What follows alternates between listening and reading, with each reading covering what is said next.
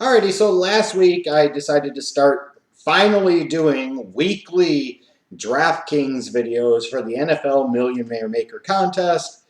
I've gotten very much into daily fantasy sports during the course of 2015, and I'm sure I'm not the only one, and I'm sure some of you that are watching are as well. So, last week I came on here and gave you some advice on people to look at starting in your weekly lineups, and I would think, based off of who I recommended last week, that if some of you had actually followed my advice, you'd have been able to at least win some money. Would you have necessarily won big, huge amounts? Probably not. But would you have won some money for sure? Absolutely. Because I thought I gave some good advice last week. So here it is, week 10 of the 2015 NFL season. And I decided it was time to give you some more advice. So let's go. Now, in terms of strategies for DraftKings, the one thing I've started to try and figure out are trends and patterns. I'm a very analytical person, and as a result, I like to be able to find certain trends or certain patterns within lineups that kind of help me figure out what directions to maybe go when I'm making my selections on a week in, week out basis. Now, one thing I've noticed is that quarterbacks aren't always a position you want to dive the most money into, because you can have a lot of quarterbacks with a weekly salary of under $6,000 that can produce you 25, if not 30 points. And if you start those type of guys, it allows you to reinvest that money in other places, most notably at wide receiver, and you're much better off for it as a result. Because if you sit there and plunk 7,500, 8,000, 8,500 into your quarterback in the lineup, and that quarterback only puts up 15 or 20 points, you're basically screwed. You get to the point, just like in the season-long fantasy formats, when it comes to the draft time, a lot of people draft their quarterbacks in round one, round two, round three, which is just way too high. It's just not necessary. You can wait and still get a guy that can give you a steady amount of points every week, and on weekly matchups sometimes can give you more points than the big name guys. And when we're talking about weekly fantasy football or daily fantasy sports, whatever you want to call it, it's not about the season long performance. It's about that 1 week and that potential of that matchup and what have you. So I hesitate to recommend a bunch of big money guys because it's just not necessary. Now, here are some quarterbacks I'm looking at, and I like their possibility to put up big points, maybe 25, close to 30 points this week.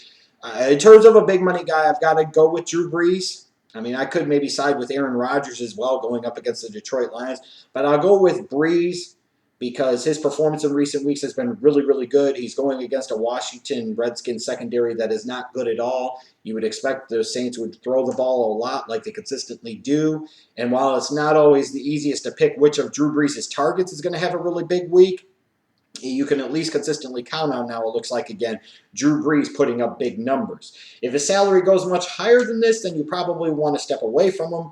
But for $7,400 this week and looking at the matchup, you could probably do a lot worse. One surprise guy, kind of middle of the road, that might be surprised that I like is Peyton Manning going up against the Kansas City Chiefs.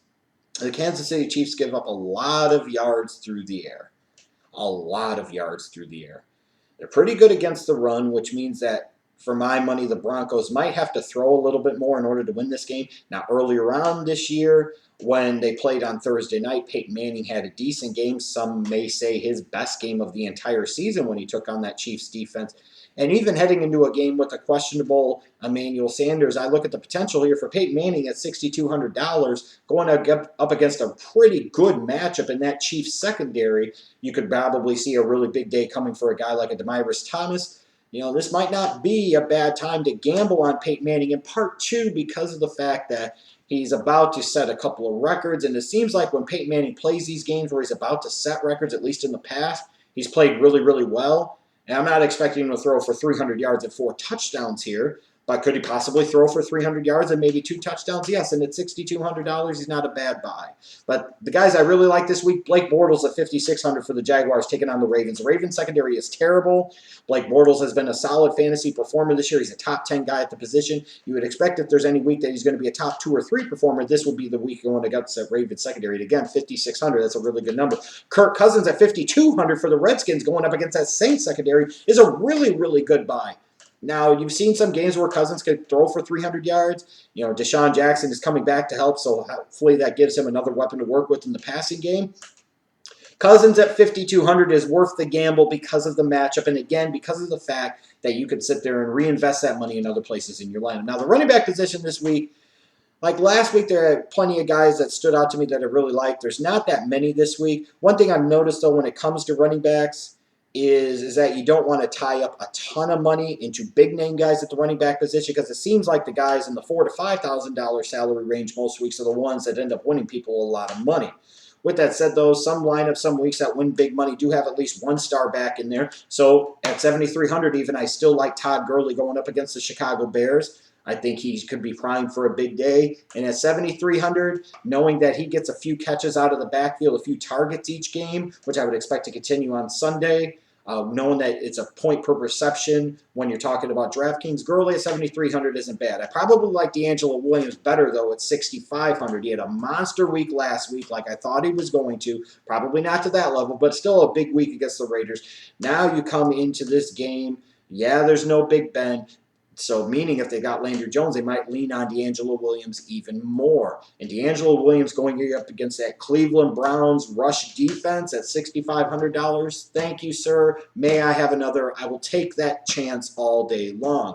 DeMarco Murray last week, I told you that if for no other reason than the fact that revenge games, I like revenge games. Well, he had a pretty good week last week. He seems to be finding his rhythm a little bit better. He seems to be finding his place, his fit in that offense just a little bit better.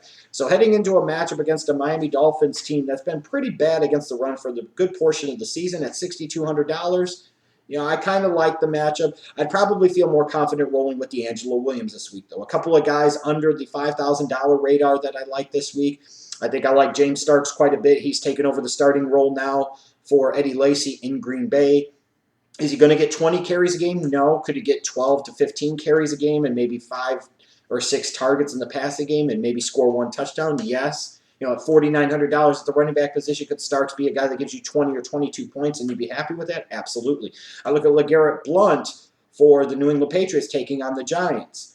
No more Deion Lewis. It's kind of hard to know at this point. I might even want to lead you towards a Brandon Bolden or a James White. But at least for this week, we really don't know who's going to take over that role for Deion Lewis in the passing game.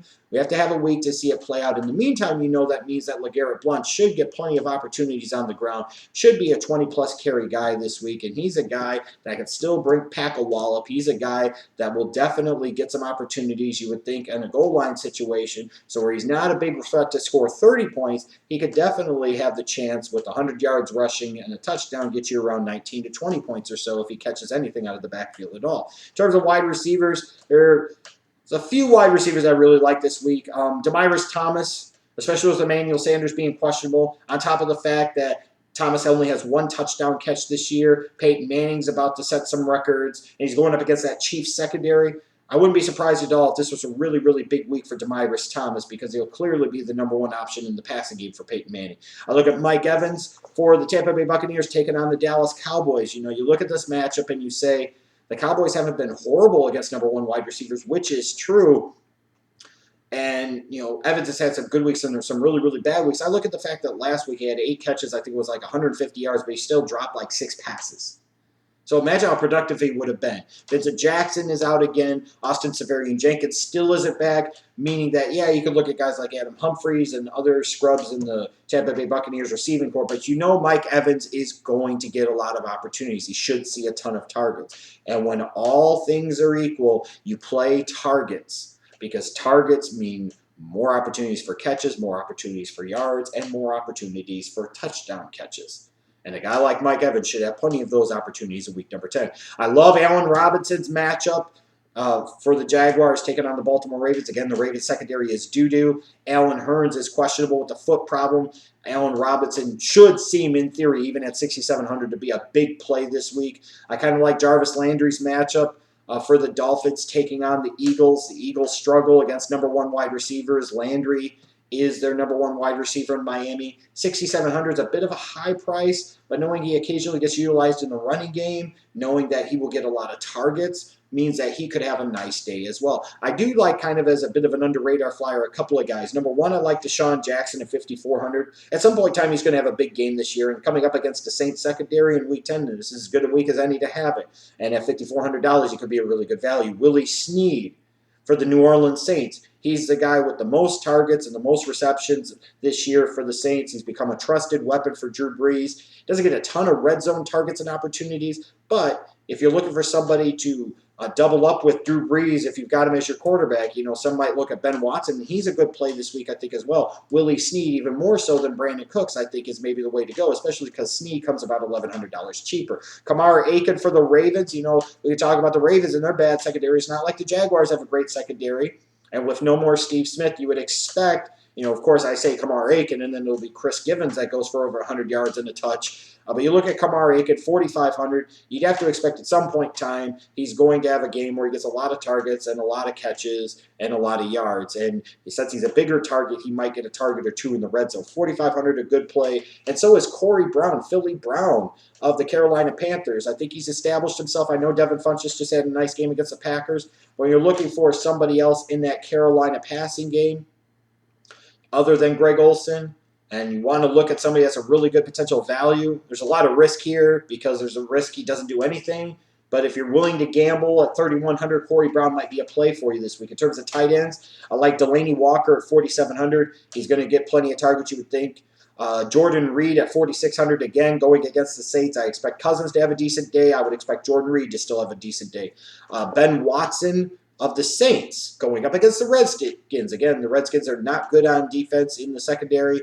Ben Watson is a guy that has some big games and then some not so big games. I think he's due for a decent game this week. 4,300, a good play. Julius Thomas, with the potential limitations for Allen Hurns in week number 10 against the Ravens. Maybe it's a guy like Julius Thomas that steps up and becomes that number 2 option opposite Allen Robinson in that Jaguars passing game for Blake Bortles. And again, at 3,700, knowing he's a big athletic tight end, he might get some targets in the red zone. He's not a bad play. Neither is Eric Ebron for the Detroit Lions taking on the Green Bay Packers. Packers usually don't do that poorly against tight ends, but Ebron, outside of Calvin Johnson, is Stafford's favorite target. And in particular, with Calvin Johnson perhaps being limited this week with an ankle injury, Ebron could step in and potentially be that number 1 target. And at 3,300, I really like the play. I really like the gamble. And if you really want to gamble, you go with somebody like a Jordan Reed and an Eric Ebron. One is a tight end and one is a flex. There's been weeks where guys that have won a lot of money have played 2 tight ends. One is a tight end and one is a flex, and they've been very successful doing so because you figure if you got a guy like Ebron, just to give you an example, if he's only at 3,300, the protection you might get from him brings you a greater value than the wide receiver, let's say that 6,000 or 7,000 that you played as a flex, or the running back as such. Find the right tight end, you could get 18, 20 points out of them, if not more, in that flex position. There's usually a couple of tight ends each week that have monster weeks. This could be another week right here. And then in terms of defenses and special teams unit this week, like I talked about before, you don't want to go with matchups that are obviously bad, but sometimes we can overthink the defense and special teams too much. And at the end of the day, it's not like even when a defense has a really good week, it requires them to really at least score 1 touchdown, if not 2, for them to make a huge difference for you fantasy-wise. You'll probably find plenty of defenses that'll score somewhere in the 8 to 14-point range, and you can probably win a lot of money with any of those defenses in the mix. In terms of teams, to me, that I look at that have the best opportunity to do that at different dollar ranges, the Broncos at 3,400 going up against the Kansas City Chiefs team with no Jamal Charles, limited Jeremy Maclin. All the while, a Denver Broncos team coming off of a bad loss to the Indianapolis Colts last week where their defense looked terrible. Yes, they won't have a kid to lead, but does it really matter going up against the Kansas City Chiefs? A team that might struggle to run the ball against them and throw the ball on them could mean a nice day for the Denver Broncos, especially with that pass rush. They should be able to get to Alex Smith frequently. The Steelers at 3,000. The Browns might be starting Johnny Manziel. I'll gamble on the Steelers, even though watch the Steelers will lose that game because they have no business losing it. The Eagles at 2,700. This is a team that can score some touchdowns with their defense, also score some touchdowns with their special teams, can get some pass rush going up against the Dolphins team, 2,700. Not a bad gamble. When I've played the Eagles defense this year, right around that dollar amount, they seem to kind of fly under the radar a little bit because it's the automatic assumption is if a team gives up 24 or 27 points, that's a bad fantasy defense to have. Well, if they've scored a defensive touchdown, they have a return touchdown on special teams, they get 4 sacks and force 2 turnovers, they've put up double-digit points still. And again, at less than $3,000. And then in terms of a low-end play here for the defense this week, I like the Titans at 2,200 against the Panthers. Maybe the Panthers play it close to the vest. Maybe it's a bit of a trap game for them. But I like the Titans this week. So these are some of my picks. If you use any of my suggestions or ideas or my lineup tips and they work for you, let me know on Twitter. At @TheJeffSchlegel is my Twitter handle. Let me know in the comment section as well. I had one or two of you give me some feedback last week about how you made money with my lineups, and I hope more of you make money with my lineup tips as well.